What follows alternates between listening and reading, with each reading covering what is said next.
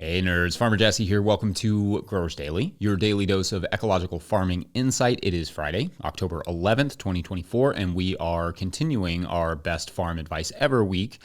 Today, I'm going to share some of your advice that came in through the comments and messages this week and share some of my thoughts on those because there is some good and insightful advice in there.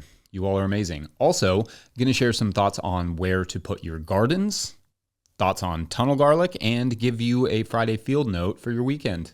So let's do it.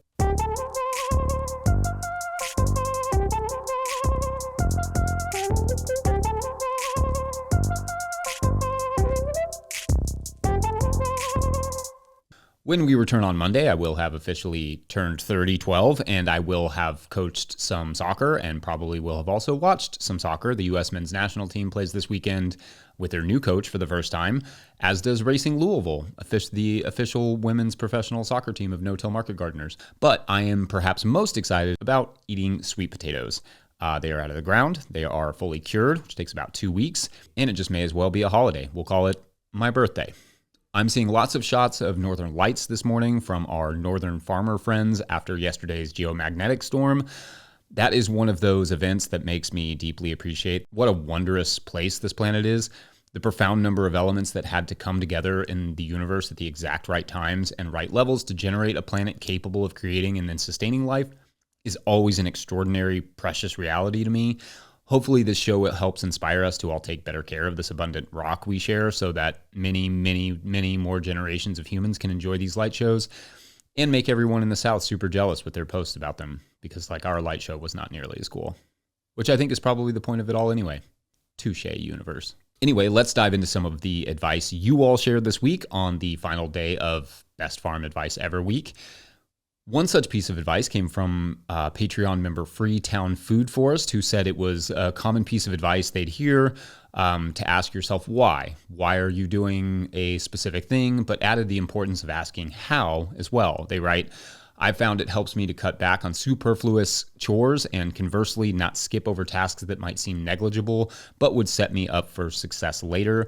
I've used it to decide if I need to and can physically enter a new market, and when it was time to exit a sales outlet that wasn't profitable. It reminds me that downtime spent doing something off the farm is essential to being able to come back to the farm feeling refreshed. With big and little decisions thoughtfully considered, with why and how, I can distill my intentions and more clearly see my ability and the reality of the farm and myself, end quote. Obviously, after yesterday's episode, you know I have affection for asking questions, but I also really like the idea of asking how. In English, how is such a dynamic, evocative word. Being able to capture emotions with questions like, how can this be? Or how could you let this happen? I don't know if I can do that in much more of an actor voice, but like, how could you let this happen? Oh, that was terrible. I should never do that again. Plots of movies and novels basically exist because of the word how. How is also a humble word. Someone asks you to do something and responding how takes at least a small amount of humility. It requires you to admit you don't know, revealing your ignorance of something to someone and allowing them to teach you. And in that way, I like the idea of coupling it with why for farming. It's a bit of humility. Why did my potatoes get so much rot in storage? Well, let's walk through the steps. How did I grow them? How did I harvest them? How did I cure them? How did I store them? In lean manufacturing, there is the philosophy of asking why 5 times. Perhaps throwing a few hows in there wouldn't hurt. How true. Hey, so for like the next 30 seconds, the audio is going to sound a little weird because I had to use my room mic because for whatever reason, my mic had gone out and I didn't know it, but the must have been some fun interference from the universe, probably from the sun, goofy thing. And anyway, so if you ever hear like it sound like I'm in a big room, it's because I'm in a big room and I have my room mic that just my just in case mic. Anyway, enjoy the next 30 seconds. It's kind of ironic. Another comment I thought was interesting comes in from at Stephanie Somer on YouTube. They write a nice comment about how we often share failures on this channel. And Stephanie notes, quote, a true failure is one that doesn't seek to improve. This comment evokes a lot of things for me. One, I think about how a challenge of social media is the feeling, though I hope it's changing, but the feeling that you need to come off as an expert to talk about something. This is difficult because most of the actual experts are older folks who don't typically use social media as much, or not in the same way at least. And there is a market for how to grow X. So younger farmers like myself in their 30 teens get on and try to be helpful, but our experience is limited. One thing that I have done to try to mitigate my own deficiencies is to simply host podcasts where I talk to other farmers. I go to farm conferences and sit in on many different types of presentations. I read a lot of ag research papers and farm books as well. And I kind of proudly employ our comments section. Sure, comment sections have a reputation for a reason. They can be run amok with nonsense a lot of times and needlessly hateful, but it doesn't have to be that way. I think oftentimes it winds up in a negative space because with a lot of other channels, commenters are not encouraged to contribute like they are here. Our viewers are smart folks, and I value our commenters and tell them as much. I have noticed a big difference in the comments on our videos get just based on that mutual respect, plus the fact that we don't present ourselves as the be-all, end-all of farming insight. As I always say, I do not have a monopoly on all the good ideas or good advice. What did I get wrong? Or what did I say that was incomplete or misrepresented? I'm okay with being wrong. I expect it to happen and agree this is just good general life advice. Be humble and open to failure and open to making mistakes. As I tell the kids who I coach, you have to be really bad at something for a long time in order to get good at it. And I also tell them a loss is only a loss if you don't learn from it. So that crop that failed this year, it's only a failure if you don't learn from it, as Stephanie said. What could you have done better? Or perhaps more appropriately for today's episode, how could you have done it better? Okay, we'll do one more. This one from our friend Paul at Mountain Roots Farm in Tennessee on Instagram, who we did a couple videos with this spring. You should check out. I'll link those in the show notes. Anyway, Paul's advice from that he sent in on Instagram was simply 2 words: start small. And I think that is great advice for new farmers. People will write me after they've bought like 10 or 30 acres and see if I could come consult with them. And well, first, I don't do consults. I don't have the time, to be honest with you, but consultations also sort of feel like paywalls to me. So in that way, this show is my consultation. But second, if you are going to get a consultation, talk to the consultant before you buy the property. You may find out that you need 1/10 of the acreage that you just bought or less, or that it is not suitable for what you want to do there. In terms of starting small, it is better and less expensive to grow out than to shrink down. It is also easier physically and mentally to handle that. And like we talked about yesterday with the confining your days to a certain time, confining your farm to a smaller plot of land will help you to maximize that property better. And I would add to Paul's advice here and say that it's not just for beginning farmers. Start small, but also maybe get smaller as you go. That doesn't necessarily mean shrink your land, and it doesn't necessarily mean a 10-acre farm needs to be a 3-acre farm, but tighten the operation as much as you can before expanding out anymore. Livestock is obviously different, grain is different, but every operation should be maximized before expanding it. Maybe you can add different enterprises within the same land base instead of taking the same enterprise and spreading it out. Planting more stuff doesn't necessarily mean making more money or growing more food unless you have dialed in what you already do and made sure it's profitable and possible. To be sure, there was far more good farming advice than I can reasonably share that came in from you all this week. And I do fear that if I shared too much advice at once, it could all become muddled. The value of advice is that it comes at exactly the right time in the right way. Like salt, it needs to be sprinkled on lightly and not poured on. Luckily, no dummy would dedicate an entire week to sharing farming advice. That would be a terrible idea.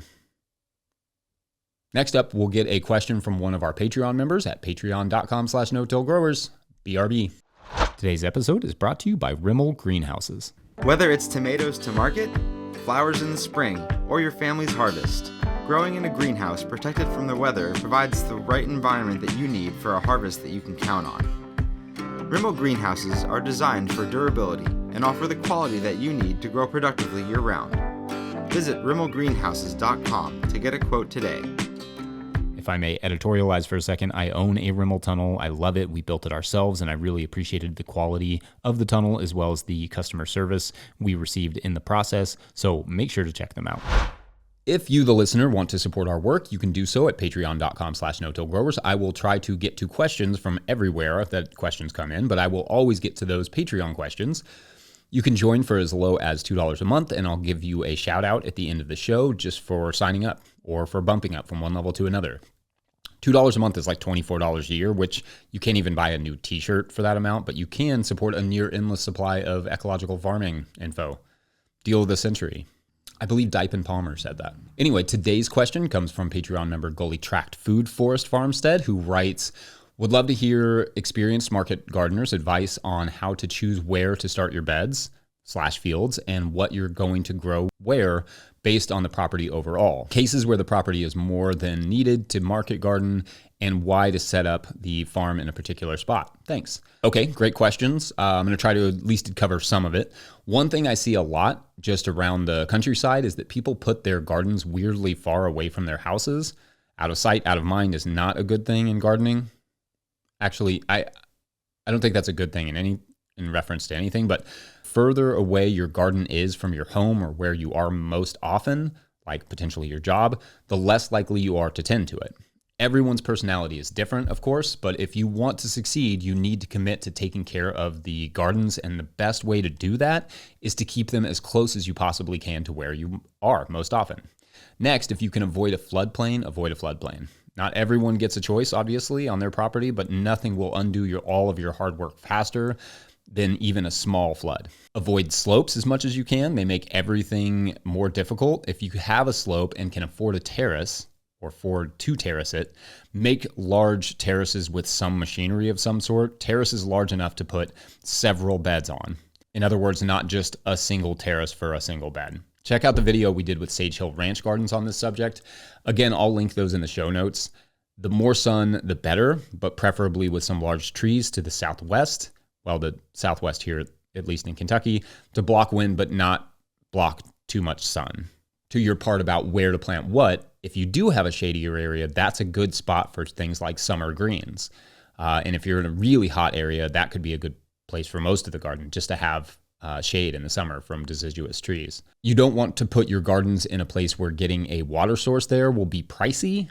So that's something to think about. What about road access? That is a huge underrated part of picking a place. You will want to haul materials in and out easily. If a large truck can't get back there to dump wood chips or compost or straw or whatever, and you can't get back there to haul out your garlic or your potatoes and etc., and you're going to find yourself having to do that by hand, that's no good. That's going to be exhausting and cost you a lot of time. Also, what about deer fencing and deer pressure? Hide your gardens in the woods out of sight, and the deer will be super pleased about that decision.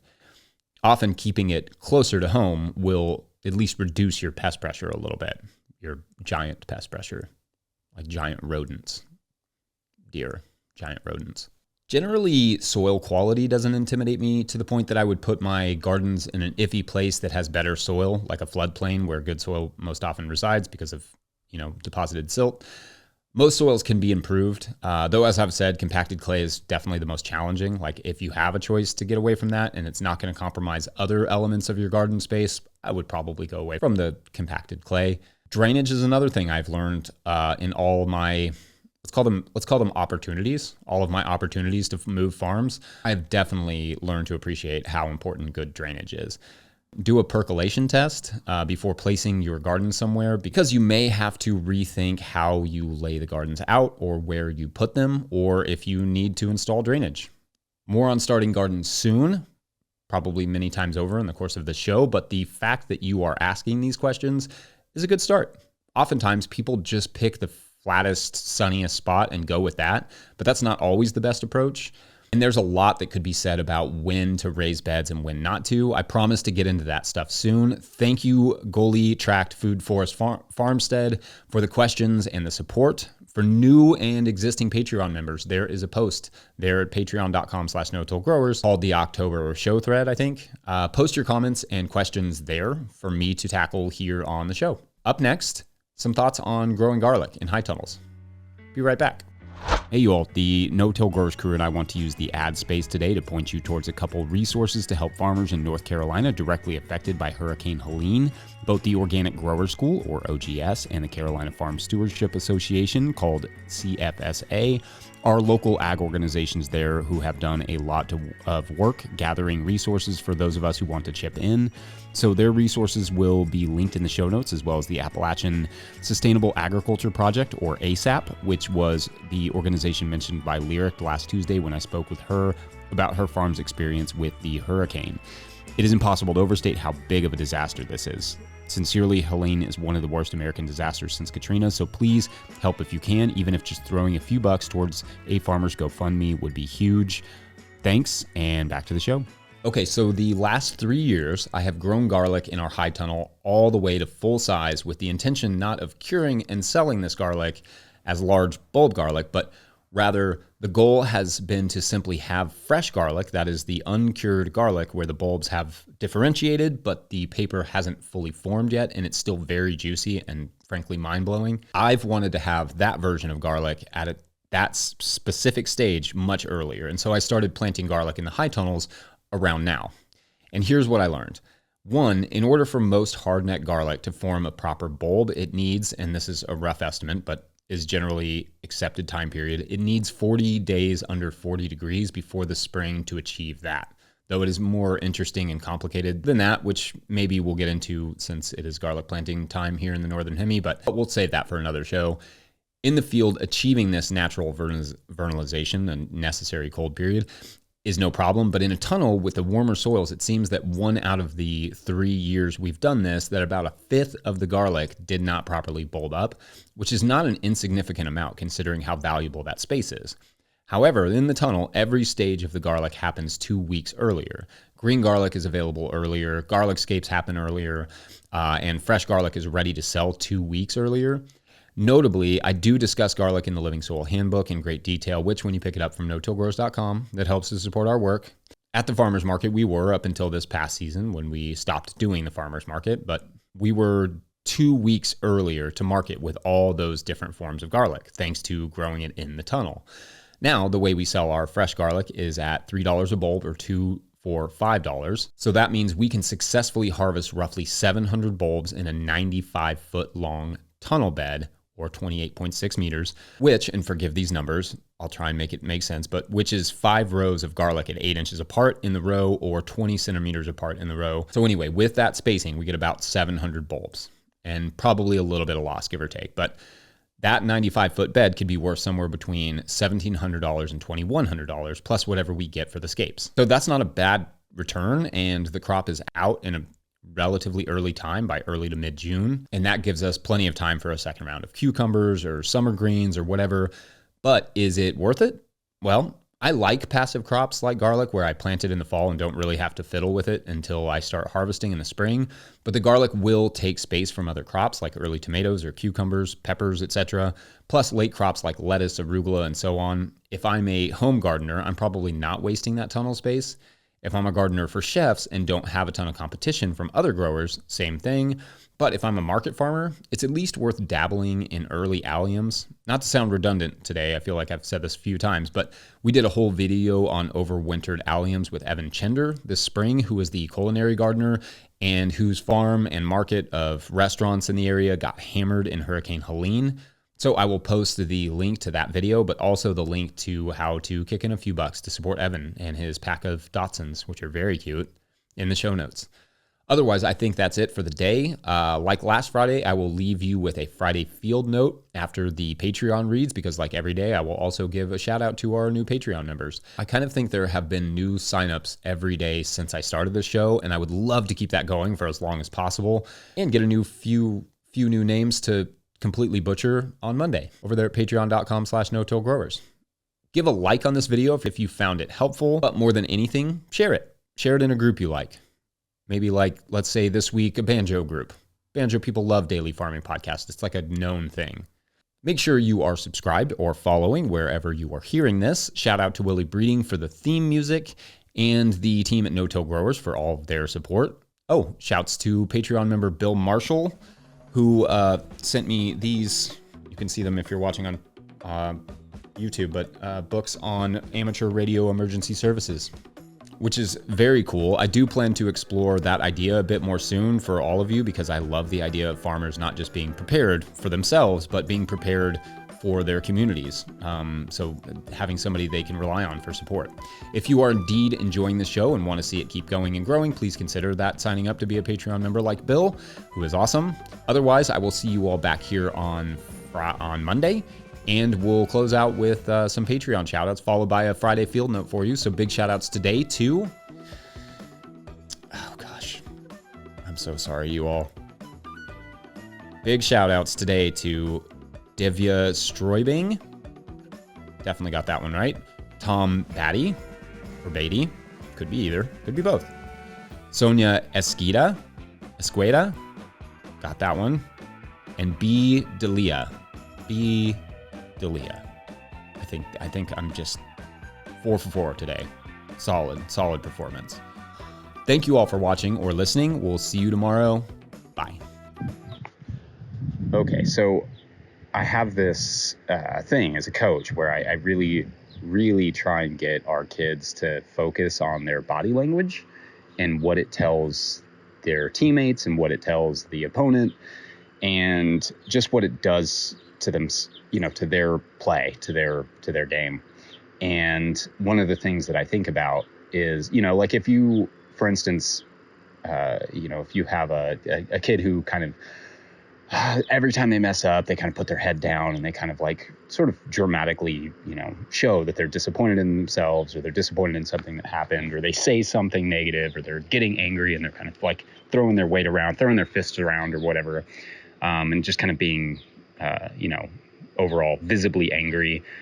And anyway, like I'm always trying to encourage them, like body language, like be positive, clap for your teammates, those sorts of things. Right.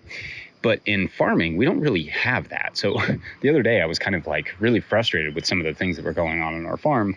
And just the lettuce wasn't growing like it was supposed to. And it just little things. And I was really frustrated. And I kind of came into the wash pack shed, and Hannah was like, Jesse, body language.